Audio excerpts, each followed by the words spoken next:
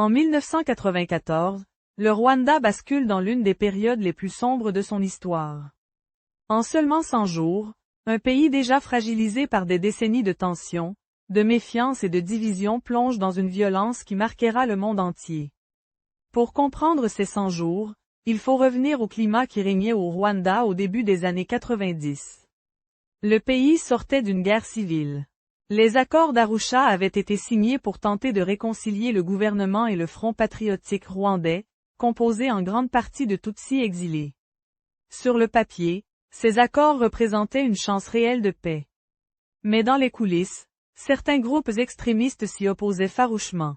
En avril 1994, l'avion du président Juvenal Habyarimana est abattu alors qu'il s'apprête à atterrir à Kigali.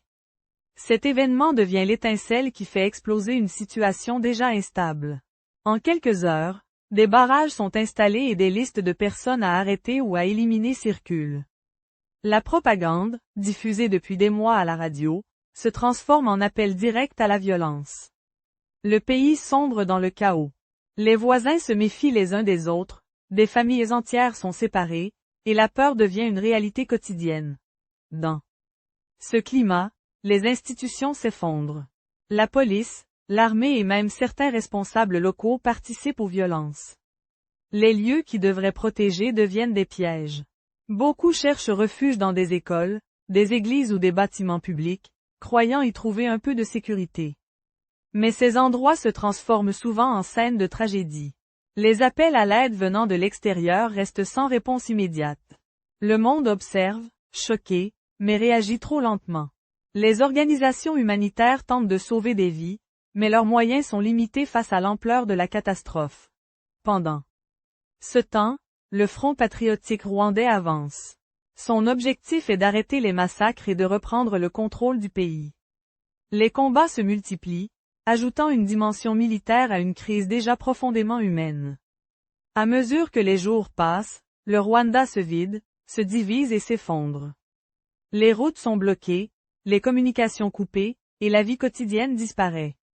Chaque jour semble plus sombre que le précédent. Lorsque le Front patriotique parvient finalement à prendre Kigali en juillet 1994, les violences cessent. Mais le Rwanda qui émerge de cette période n'est plus le même. Des centaines de milliers de vies ont été brisées. Des familles entières sont dispersées. Le pays doit alors affronter un défi immense, se reconstruire. Cette reconstruction passe par la justice, mais aussi par la mémoire.